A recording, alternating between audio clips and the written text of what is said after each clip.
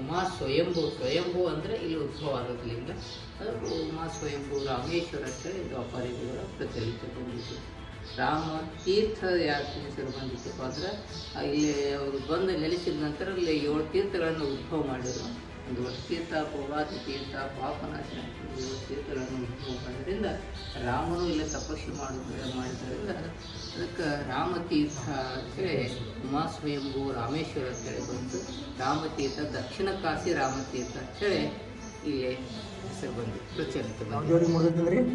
ಕಾಶಿ ರಾಮೇಶ್ವರ ಈ ಗುಹೆ ಅಲ್ಲಿ ಹೋಗಿ ಮುಟ್ಬೋದಲ್ಲ. ಈಗ ಮೈಸೂರು ಅರಮನೆ ರಾಜಂದ್ರ ಗುಹೆ ಒಂದೊಂದ ಹೆಂಗ ಒಂದೊಂದು ಚಾಮುಂಡೇಶ್ವರ ತಾಯಿ ಏನು ಗುಹೆ ಅಲ್ಲಿ ಹೋಗಿ ಟಚ್ ಆಗ್ಯಾವಲ್ಲ, ಇದು ಒಂದು ಹಂಗ ಟಚ್ ಹಾಕಿರ್ಬೋದಲ್ಲ ಅನ್ನೋ ಅನಿಸಿಕೆ.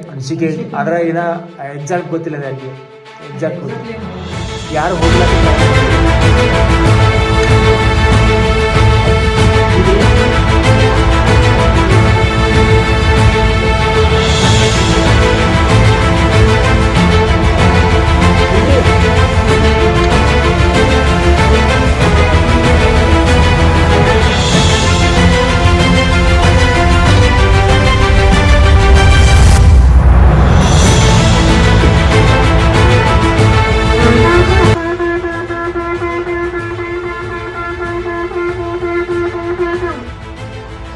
ಗೈಸ್, ನಾವು ರಾಮತೀರ್ಥದಲ್ಲಿರುವ ಉಮಾ ಸ್ವಯಂಭೂ ರಾಮೇಶ್ವರ ದೇವಾಲಯದಲ್ಲಿ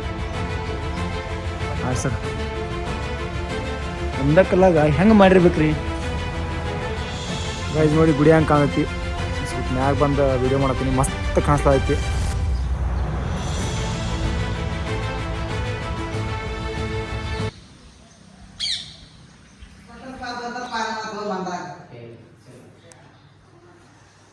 ಅವ ಇರ್ತಪ್ಪ ಬರ್ತೀನಿ ಮ್ಯಾಲ ಮನೆಗೆ ನಮ್ಗೆ ಅವ ಹೋಗೋಣ.